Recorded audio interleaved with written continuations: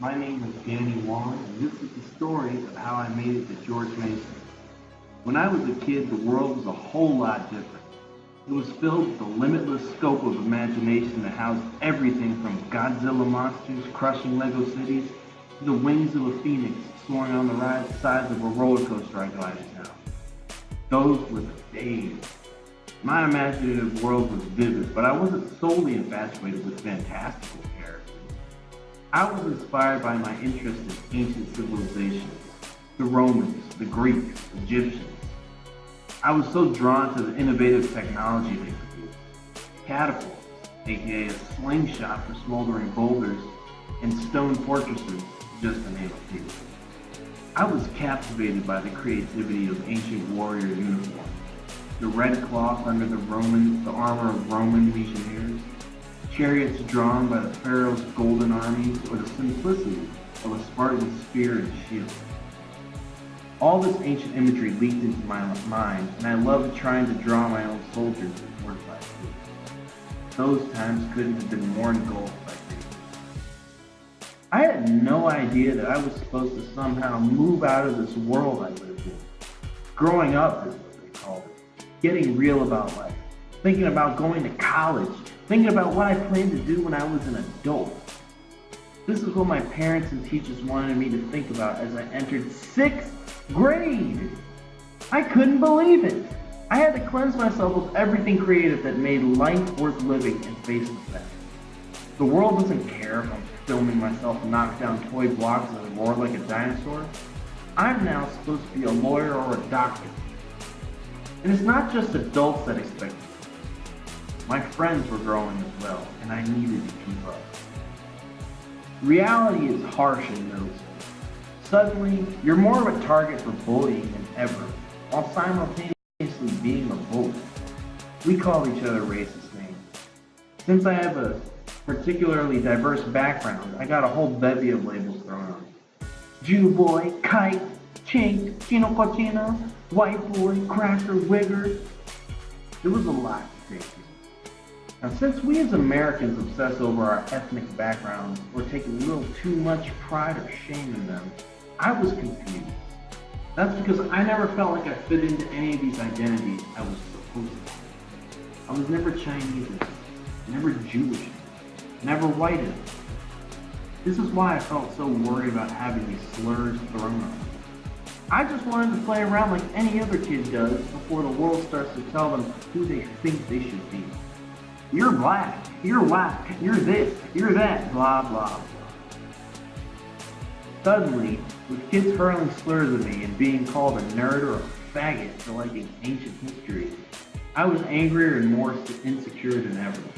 I never knew how to deal with it.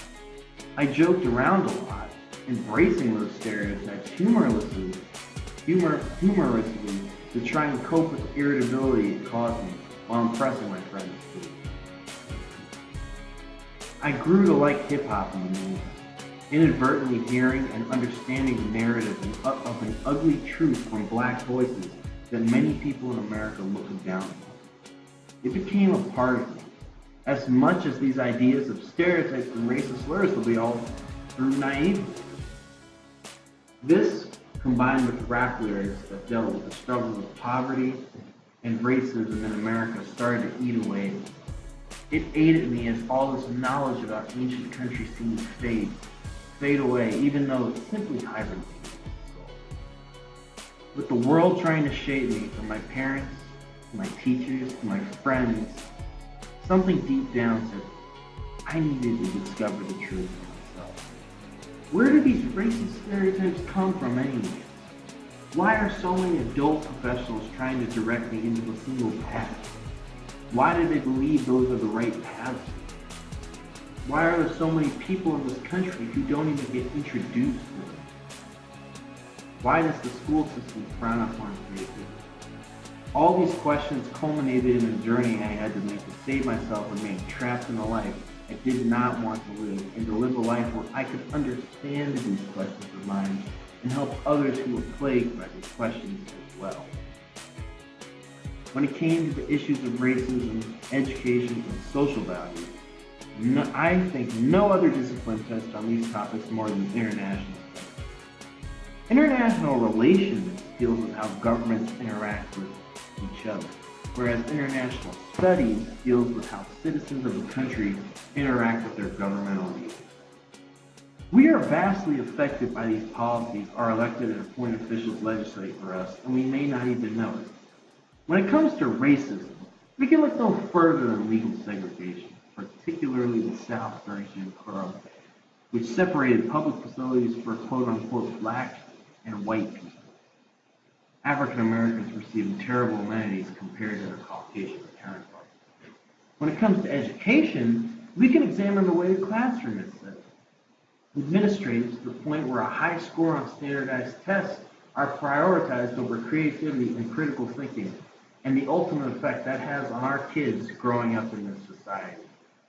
Now, one could argue that this is a perpetuation of capitalism, but all I know is that I have been affected by some sort of government policy regarding education and discrimination that has tried to shape my life and shape others.